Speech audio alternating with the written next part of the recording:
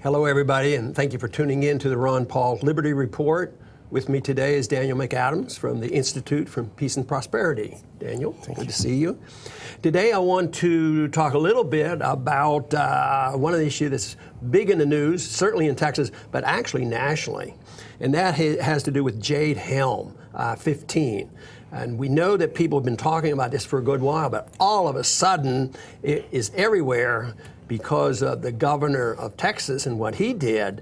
And that is what I'm fascinated with, because why did he do this? You know, it sounds like he's sort of sympathizing with people who have great concern about federal takeovers. Mm-hmm. And we don't know what his personal position is, but at least legally, he's saying that he's going to send the guard in and sort of watch over what the feds will be doing this summer, you know, in this so-called training.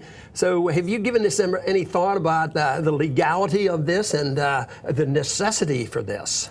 Well, of course, you know, the federal government owns so much land in the United States that they're able to get away with something like this by saying they're going to operate on federal lands and on private lands where they have permission. So it's such a vast amount of space.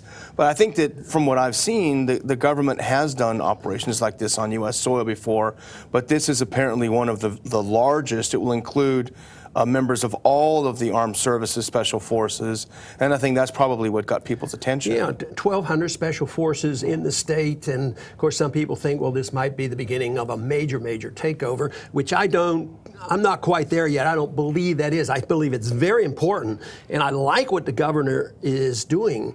But one thing, my theory on why the governor is doing it is a good theory, and it's a good reflection that the governor is a politician. And all of a sudden, he's responding to the excitement up in the area, the people who will be exposed to these troops, and which means that people's ideas and concerns can have an effect on what government officials do. So if he's not there naturally and he wasn't out doing this for years and years and worrying about these kind of things, all of a sudden there's enough people concerned that he is responding. I think that's a pretty healthy idea. But the big question is if they're not ready to have this as a military takeover, what are they doing? Their argument is training. Well, you know, there's a plausibility to this. Maybe they're satisfied with all the controls they have already. But, you know, last week we talked about the special forces being in 81 countries. Yeah. Maybe they want to expand it by 10. You know, the Hawks are winning a lot of fights in Washington, and they're arguing the case more and more. I just wonder whether they think that they're so secure here, they don't have to worry, and they're thinking about outside to enhance the empire. I think that could be a possibility.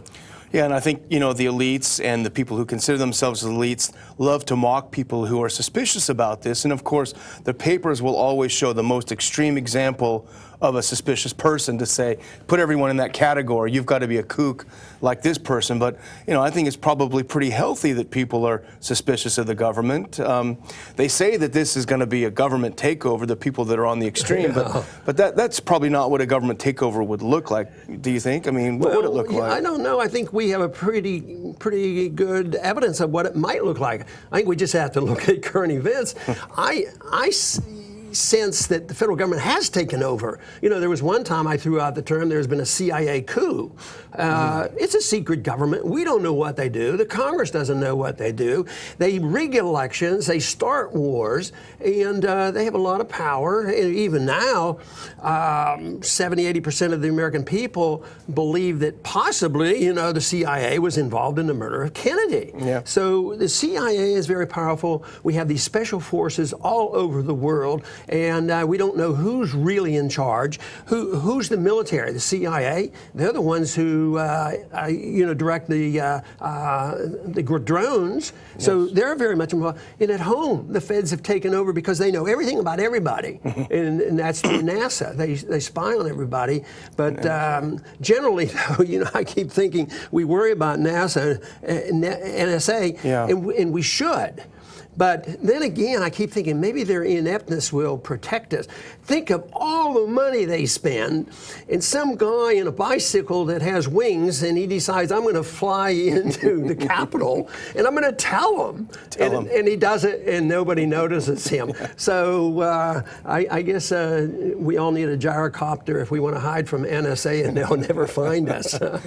I think people are right to be afraid of armed federal agents, but as you've always said, there already are thousands of armed federal agents. They're called everything from the 100,000. The regulatory system, the judicial system is so corrupt, as far as I'm concerned. When you look at how you get a David Petraeus and what kind of a penalty does he get, and what does Edward Snowden get? Yeah. He's a man without a country, and that's not justice. There was one statement I've heard, and I'm getting to believe it's true. A federal prosecutor can indict a ham sandwich, and the odds of you beating a federal indictment very, very slim. So that worries me a whole lot. The other thing is they've essentially won the fight about judicial supremacy.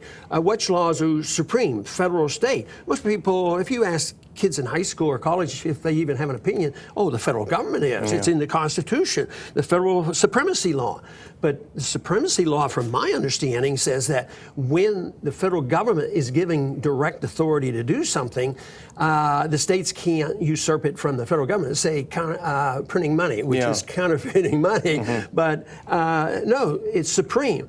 But they're not supreme over the things that they haven't been given authority to. And so many people now have been taught that anything that has not been expressly denied to the federal government, they're allowed to do. So if this stuff isn't expressly denied to the federal government, this is federal supremacy. It's turned on its head. Yeah, they turned it upside down.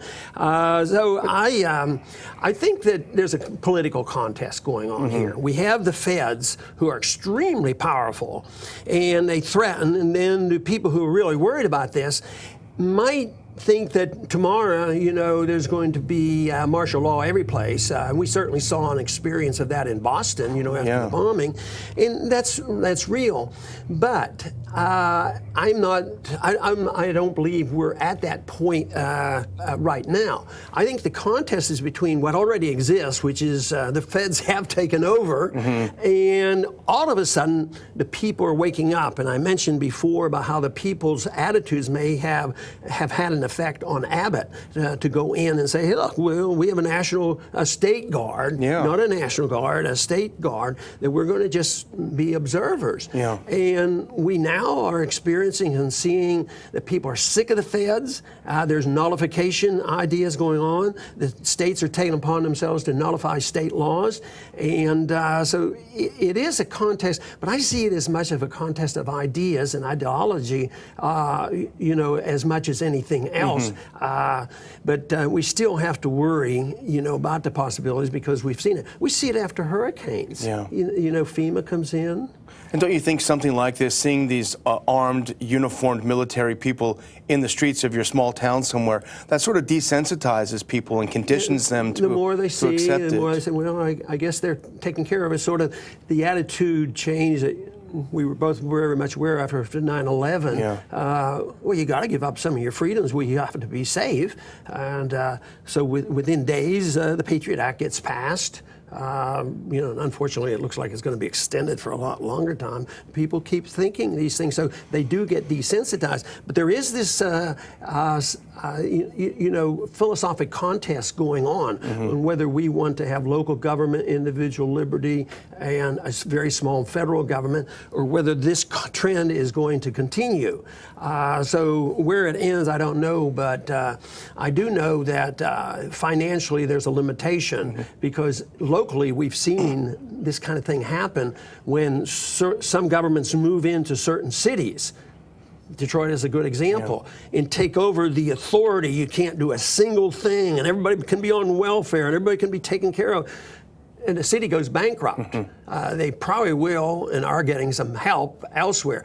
But all these systems are limited, I believe, both philosophically and financially. The philosophy of limited government will have a better crack at this once nobody can afford it anymore. Yeah. So I think this is very good that the governor has done this. I am not at the point where I think this is the first step, and 6 months from now, you're going to have see martial law all around the country, and I sure hope I'm right on that. Yeah. But I certainly endorse the idea that the people are going to have to wake up. And what are the odds of the media, the government manipulated media, are going to tell us about it? So I think this is good. I wish there were a way that a lot of pictures could be taken about what the training session looks like up there. That's what they should. That's what the feds should do. This is totally benign. It's training. You come in and take all the pictures you want, and you can listen to our conversation. Sure. Yeah. Don't hold your breath. Anyway, thanks a lot for tuning in to the Ron Paul Liberty Report, and please come back soon.